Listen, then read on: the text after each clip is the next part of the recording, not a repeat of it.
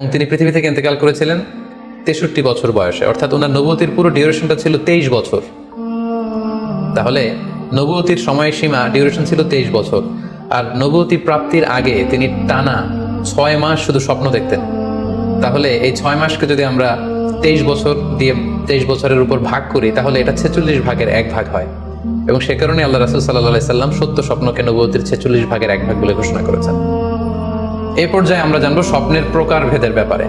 খুব সোজা সাপটা যদি বলতে হয়, তাহলে বলতে হবে যে স্বপ্ন হচ্ছে 3 প্রকার। একটা হচ্ছে আল্লাহ তাআলার পক্ষ থেকে, যেটা আল্লাহ দেখান।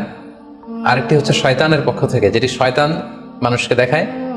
আরেকটি হচ্ছে নিজের পক্ষ থেকে, অর্থাৎ সারাদিন আপনি যেটা নিয়ে কনসার্ন, সারাদিন আপনি আপনার চিন্তা ভাবনার মধ্যে যেই জিনিসটাকে স্থান দেন, সেটাই আপনি রাত্রিবেলা দেখেন। অর্থাৎ দিনের বেলা হয়তো কেউ খেলাধুলা নিয়ে খুব ব্যস্ত, সে খুব ফুটবল পছন্দ করে, সারাদিন ফুটবল খেলে। দেখা যাবে যে রাতের বেলাও সে স্বপ্নে দেখছে যে সে ফুটবল খেলছে, অথবা স্টেডিয়ামে যে সে ফুটবল খেলা দেখছে। দিনের বেলা হয়তো সে বাজারে যে ব্যবসা বাণিজ্য করে, রাতেও হয়তো দেখা যাচ্ছে সে যে জিনিসপত্র কিনছে, দরদাম করছে, সেটা তার পক্ষ থেকে।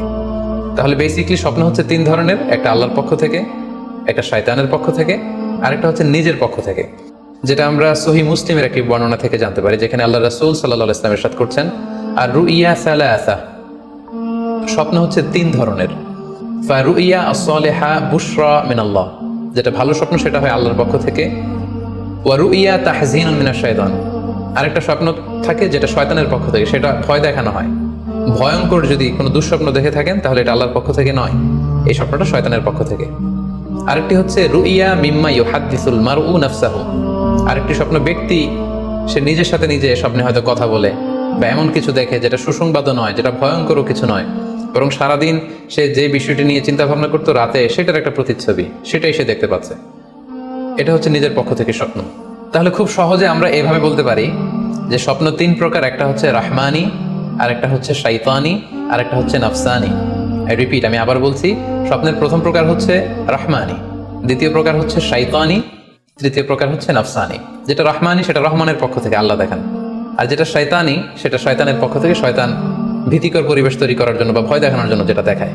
আরেকটা হচ্ছে নাফসানি, যেটাকে বলা হয় আদগাসু আহলাম, যেটার কোনো মিনিং হয় না, অর্থাৎ নিজের পক্ষ থেকে নিজের চিন্তা ভাবনার প্রতিচ্ছবি।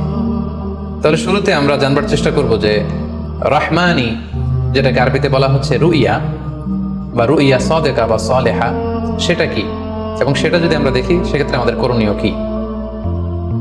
এক্ষেত্রে আমরা সহিহ বুখারীর একটি হাদিসকে উল্লেখ করতে পারি, যেখানে আল্লাহ রাসূল সাল্লাল্লাহু আলাইহি ওয়াসাল্লাম ইরশাদ করেছেন, ইযা রাআ আহাদুকুম রুইয়া ইউহিব্বুহা, তোমাদের কেউ যদি কোনো স্বপ্ন দেখে যে স্বপ্নটা সে পছন্দ করে, মানে স্বপ্নটা দেখে he feels good or she feels good, তার ভালো লাগছে, তাহলে বুঝতে হবে ফা ইন্নামা হিয়া মিনাল্লাহ, এই স্বপ্নটা আল্লাহর পক্ষ থেকে, এটা সাধারণ স্বপ্ন নয়, এটা খুবই অর্থবহ স্বপ্ন।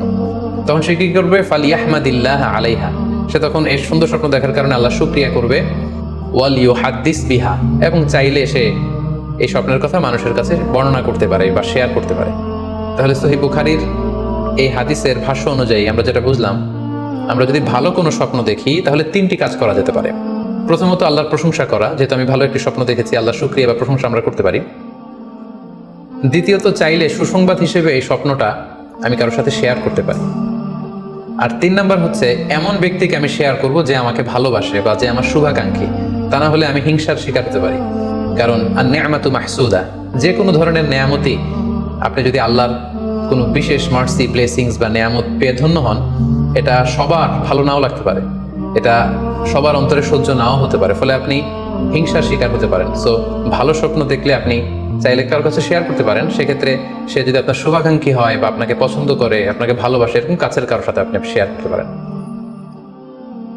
আমরা সবাই নিঃসন্দেহে এরকম ভালো ভালো স্বপ্ন দেখতে চাই, আমরা কেউই ভয়ঙ্কর কোনো স্বপ্ন দেখতে চাই না। আমরা নিঃসন্দেহে এমন স্বপ্ন দেখতে চাই রাতের বেলায়, যেই স্বপ্নে আল্লাহ তাআলার পক্ষ থেকে আমাদের জন্য দিক নির্দেশনা থাকবে, অথবা কোনো সুসংবাদ থাকবে, কিংবা থাকবে আগাম কোনো সতর্কতা বাণী। এ জাতীয় ভালো স্বপ্ন যদি আমরা দেখতে চাই, তাহলে আমাদের কি করা উচিত? সেক্ষেত্রে সর্বপ্রথম আমাদের যেটা করতে হবে, আমাদেরকে সত্যবাদী হতে হবে। সাধারণত সত্যবাদীদের স্বপ্ন সত্য হয়ে থাকে। যেখানেই সত্য সেখানেই যেন আমার অবস্থান হয়, আমি যেন সবসময় সত্যের পক্ষে থাকি। 2 নম্বর হচ্ছে আকলুল হালাল, আমাকে হালাল খেতে হবে। যারা হালাল খায় তাদের স্বপ্ন সাধারণত সত্য হয় এবং অর্থবহ স্বপ্ন হয়। পাশাপাশি আল্লাহ তাআলার দেয়া যে আদেশ নিষেধ, সেগুলো আমাকে মেনে চলতে হবে। 4 নম্বরে রাত্রিবেলা আমি যখন ঘুমাবো, আমাকে অজু করে ঘুমাতে হবে। ওই ইয়ানামু আলা তাহারা, পবিত্রতার সাথে যদি কেউ ঘুমায় তাহলে অজু করে ঘুমালে রাতে সে যে স্বপ্ন দেখবে সাধারণত সেই স্বপ্নটি সত্য হয়। যদি সম্ভব হয় ক্যাবলামুখী হয়ে শোয়া, ক্যাবলামুখী হয়ে আমরা শুতে পারি। এই বিষয়গুলো যদি আমরা এনশিওর করতে পারি, অর্থাৎ সত্যবাদী হওয়া, হালাল খাবার খাওয়া, আল্লাহর দেয়া বিধিনিষেধ সবসময় মেনে চলবার চেষ্টা করা, রাত্রিবেলা অজু অবস্থায় ঘুমানোর অভ্যেস করা, পাশাপাশি ক্যাবলামুখী হয়ে শোয়ার চেষ্টা করা, এই বিষয়গুলো যদি আমরা মেনটেন করার চেষ্টা করি তাহলে আমরা যে স্বপ্নগুলো দেখবো সেগুলো সত্য স্বপ্ন হবে বলে আমরা আশা করি। প্রিয় সুধী, এবারে আমরা জানবো স্বপ্নের দ্বিতীয় প্রকারের ব্যাপারে, অর্থাৎ যেটাকে আরবিতে বলা হচ্ছে হল, বা আমরা বলেছি শয়তানি, যেটা শয়তানের পক্ষ থেকে আসে। সেক্ষেত্রে শয়তান এটা সাধারণত মানুষকে ভয় দেখানোর জন্য, ঘুমের মধ্যে তার কোনো অকল্যাণ করার জন্য যে স্বপ্নটা দেখায়, এটা হচ্ছে শয়তানি। সেক্ষেত্রে সহিহ মুসলিমের একটি হাদিসের কথা আমরা এখানে উল্লেখ করতে পারি। সেখানে আল্লাহ রাসূল সাল্লাল্লাহু আলাইহি ওয়াসাল্লাম বলেছেন, আর রুইয়া মিন আল্লাহ, ভালো স্বপ্ন হচ্ছে আল্লাহর পক্ষ থেকে, ওয়াল হুলমু মিনাশ শাইতান, আর খারাপ স্বপ্ন হচ্ছে শয়তানের পক্ষ থেকে। এখন কেউ যদি আমরা এই ভয়ঙ্কর স্বপ্ন রাতে দেখে ফেলি, যেটাকে আমরা নাইট মেয়ার বলি বা হরর ড্রিম বলি, ভয়ঙ্কর স্বপ্ন বা দুঃস্বপ্ন, যেটা দেখে আমরা খুব হাঁপিয়ে উঠি, আমাদের শ্বাস প্রশ্বাসের গতিবিধি বেড়ে যায়, আমরা খুব ভয় পাই, প্রচন্ড ভয়ে আমরা আটকে উঠি এবং ঘুম ভেঙে যায় আমাদের, এরকম ভয়ঙ্কর স্বপ্ন যদি আমরা দেখি তখন আমরা কি করব? এ ব্যাপারে কি ইসলামের কোনো দিক নির্দেশনা আছে? হ্যাঁ, অবশ্যই দিক নির্দেশনা আছে। সেক্ষেত্রে আমরা সহিহ মুসলিমের একটি হাদিস উল্লেখ করতে পারি এখানে, যেখানে আল্লাহ রাসূল সাল্লাল্লাহু আলাইহি ওয়াসাল্লাম বলেছেন, ইযা রাআ আহাদুকুম আর-রুইয়া ইয়াকরাহুহা, তোমাদের কেউ যদি রাতে এমন কোনো স্বপ্ন দেখে যেটা সে অপছন্দ করে, মানে ভয়ঙ্কর, ভীতিকর দুঃস্বপ্ন যদি সে দেখে, তাহলে ফালইয়াবসুক আন ইয়াসারিহি সালাসান, সে যেন তার বাম দিকে 3 বার থুতু ফেলে। ওয়াল ইস্তাঈদ বিল্লাহি মিনাশ শাইতানি সালাসান, আর সে যেন শয়তানের ব্যাপারে আল্লাহ তাআলার কাছে 3 বার পানাহ চায় বা আশ্রয় প্রার্থনা করে। ওয়াল ইয়াতাহাওয়াল আন জামবিহি আল্লাযী কানা আলাইহি, আর যে পাশে হয়ে সে শুয়েছিল সে পাশ চেঞ্জ করে অন্য পাশ হয়ে যেন সে ঘুমায়। সুবহানাল্লাহি বিহামদি, কত চমৎকার দিক নির্দেশনা। এবং সুনানে ইবনে মাজাহ আরো একটি সহিহ হাদিস আমরা এখানে উল্লেখ করতে পারি, যেখানে আল্লাহ রাসূল সাল্লাল্লাহু আলাইহি ওয়াসাল্লাম বলেছেন, ইযা রাআ আহাদুকুম রুইয়া ইয়াকরাহুহা, কেউ যদি রাতে খারাপ বা ভয়ঙ্কর কোনো স্বপ্ন দেখে, ফালিয়াতাহাওয়াল, সে যেন তার বিছানা চেঞ্জ করে নেয়, জায়গা চেঞ্জ করে নেয়, অর্থাৎ সে যে বিছানায় শুয়েছিল সেখানে না, সে অন্য কোথাও শোবে, অথবা যেই টার্নে শুয়েছিল অন্য টার্নে চলে যাবে, ডানে হলে বায়ে, বায়ে হলে ডানে। ওয়াল ইয়াতফুল আন ইয়াসারিহি সালাসান, এবং তার বাম দিকে যেন সে 3 বার থুতু ফেলে। ওয়াল ইয়াসআলিল্লাহ মিন খায়রিহা ওয়াল ইয়াতাআওয়ায মিন শাররিহা, এবং সে যেন এই স্বপ্নের ভালো দিকটা আল্লাহ তাআলার কাছে কামনা করে, এবং এই স্বপ্নের মন্দ বা অকল্যাণকর দিক থেকে যেন সে আল্লাহ তাআলার কাছে পানাহ চায়। সম্মানিত সুধী মণ্ডলী, এই হাদিস দুটির আলোকে আমরা বুঝতে পারি যে কেউ যদি হরর ড্রিম বা নাইট মেয়ার, যেটাকে আমরা দুঃস্বপ্ন বা ভয়ঙ্কর স্বপ্ন বলছি, এই ধরনের স্বপ্ন অনেকেই দেখে থাকে এবং আমাদের কাছে প্রায় বলে যে সে দুঃস্বপ্ন দেখে রাতের বেলা, ভয়ে সে ভটকে যায়, আটকে ওঠে, ঘুম ভেঙে যায়। এ জাতীয় দুঃস্বপ্ন যদি আপনারা কেউ দেখেন, সেক্ষেত্রে এই হাদিসের আলোকে আমরা বলতে পারি যে আপনি 6টি কাজ করবেন। 1 নম্বর হচ্ছে আপনি বাম দিকে 3 বার থুতু ফেলবেন। 2 নম্বর হচ্ছে 3 বার আপনি তাআউয করবেন, অর্থাৎ আপনি পড়তে পারেন আউযু বিল্লাহি মিনাশ শাইতানির রাজিম, অর্থাৎ হে আল্লাহ, আমি বিতাড়িত শয়তানের ব্যাপারে আপনার কাছে পানাহ চাচ্ছি। অথবা আপনি পড়তে পারেন আউযু বিল্লাহি মিন শাররিহা, হে আল্লাহ, আমি এই শয়তানের অকল্যাণকর বা যে এভিল সাইড আছে, খারাপ দিক আছে, এই ব্যাপারে আমি আপনার কাছে পানাহ চাচ্ছি। 3 বার আপনি এটা করবেন। 3 নম্বরে আপনি যদি আপনার ঘুমকে আবারও কন্টিনিউ করতে চান, তাহলে বাঁ দিকে থেকে যদি স্বপ্ন দেখেন তাহলে আপনি ডান দিকে টার্ন করবেন। আপনি ডান কাতে ঘুমাচ্ছিলেন, এরকম যদি হয় তাহলে বাম দিকে আপনি সরে যাবেন, অথবা যেখানে শুয়েছিলেন ওই জায়গাটা চেঞ্জ করে অন্য কোথাও শোবেন। 4 নাম্বার হচ্ছে আপনি যদি ঘুম আর কন্টিনিউ করতে না চান তাহলে আপনি অজু করে ফেলবেন। তাৎক্ষণিক আপনি আপনার ঘুম যদি আপনি কন্টিনিউ করতে না চান, অজু করে ফেলবেন এবং 2 রাকাত সালাত আদায় করবেন। 5 নাম্বার হচ্ছে এই স্বপ্ন আপনি কারোর সাথে শেয়ার করবেন না। এ ব্যাপারে আমরা সামনে বিস্তারিত বলছি। ভয়ঙ্কর স্বপ্ন দেখলে সাধারণত কারোর সাথে শেয়ার করবেন না। যদি শেয়ার করতে হয় তাহলে প্রলিফিক স্কলার, ভালো আলেম, যার এলেম আছে, যার আমল আছে, এরকম লোক, কিংবা আপনার ওয়েল উইশার যারা আছে, আপনার শুভাকাঙ্ক্ষী, এরকম কারোর সাথে শেয়ার করতে পারেন। 6 নাম্বার, যদি সুযোগ হয় আপনি কিছু চ্যারিটি করে দিতে পারেন, দান করে যেতে পারেন, কারণ সাদাকাতু তারুদ্দুল বালা, দান করলে, চ্যারিটি করলে এটা মানুষের বিপদ বা বালা মুসিবতকে দূর করে দেয়। এ পর্যায়ে আমরা শুনবো স্বপ্নের 3 নম্বর প্রকারের ব্যাপারে, অর্থাৎ যেটাকে আমরা বলেছিলাম আদগাস আহলাম বা নাফসানি। এটা আল্লাহ তাআলাও দেখান না, যেটা শয়তানও ভয় দেখানোর জন্য দেখায় না, বরং এটা আমার চিন্তা ভাবনার প্রতিচ্ছবি। এটা সাধারণত অর্থহীন স্বপ্ন আমরা বলে থাকি, এটার কোনো অর্থ হয় না, বা আমার কল্পনা প্রসূত স্বপ্ন। সারাদিন আমি যেটা নিয়ে ভাবি, যেটা নিয়ে আমি কনসার্ন বা টেন্সড, ওইটাই আমি রাতের বেলায় দেখছি। এ জাতীয় স্বপ্ন যদি আমরা দেখি তাহলে এই স্বপ্নের কোনো অর্থ নেই, এটাতে কোনো দিক নির্দেশনা নেই, এটা সাধারণত অর্থহীন এবং কল্পনাপ্রসূত স্বপ্ন হয়ে থাকে, এই স্বপ্নের কোনো ব্যাখ্যা হয় না। সম্মানিত শুধু এ পর্যায়ে আমরা জানবো যে কোন স্বপ্নের ব্যাখ্যার প্রয়োজন হয় এবং কোন স্বপ্নের কোনো ব্যাখ্যার প্রয়োজন হয় না। সাধারণত ব্যাখ্যা প্রয়োজন হয় কি হয় না, এদিক থেকে স্বপ্ন দুই ধরনের। এক হচ্ছে সরিহ, মানে ডিরেক্ট ড্রিম, যেটা সুস্পষ্ট, অর্থাৎ রাতে আপনি যা স্বপ্নে দেখেছেন দিনের বেলা সেটাই ঘটতে দেখেছেন। আপনি রাতে স্বপ্ন দেখলেন আপনার কোনো একজন কাছের লোক মারা গিয়েছে, এরপরের দিন আপনি শুনলেন আসলেই সেই ব্যক্তিটি মারা গিয়েছে। অথবা রাতের বেলা আপনি কোনো একটা ঘটনা দেখলেন, তারপরের দিন সেই ঘটনাটাই আপনি ঘটতে দেখলেন। এটাকে বলা হয় ডিরেক্ট ড্রিম, মানে সুস্পষ্ট এবং সরিহ, একেবারে স্পষ্ট স্বপ্ন। এটার কোনো ব্যাখ্যার প্রয়োজন হয় না, কারণ আপনি যা দেখেছেন সেটাই ঘটেছে। আরেকটা প্রকার হচ্ছে গয়রু সরিহ, মানে যেটা স্পষ্ট নয়, ইনডিরেক্ট ড্রিম, যেটা অস্পষ্ট। এটা হচ্ছে সিম্বলিক বা আইকনিক ড্রিম। আপনি এমন অস্পষ্ট আইকনিক বা এমন কিছু সিম্বল দেখেছেন রাতে ঘুমের ঘরে স্বপ্নে, যেটা থেকে সুস্পষ্ট আসলে কিছু বোঝা যায় না, বরং এখানে একটা সিম্বল আছে, এখানে একটা প্রতীক আছে বা আইকন আছে। এই জাতীয় যে স্বপ্নগুলো আছে সাধারণত এগুলোর ব্যাখ্যার প্রয়োজন হয়, যেহেতু আপনি বুঝতে পারছেন না যে এটা দিয়ে আসলে কি বোঝানো হচ্ছে। সম্মানিত সুধী, এ পর্যায়ে আমরা জানার চেষ্টা করব যে সত্য স্বপ্নের আলামত কি কি, অর্থাৎ কিভাবে বুঝবো যে আমি যে স্বপ্নটা দেখেছি এই স্বপ্নটা সত্য কিনা বা অর্থবহ কিনা। অনেকে আমাদের কাছে জানতে চায় যে আমি এই স্বপ্নটা দেখেছি, এটা কি সত্য স্বপ্ন, এটা কি অর্থবহ স্বপ্ন, বা এটা কি আল্লাহর পক্ষ থেকে কোনো গাইডেন্স মূলক বা দিক নির্দেশনা বা সুসংবাদমূলক স্বপ্ন। কিভাবে আমরা বুঝতে পারি?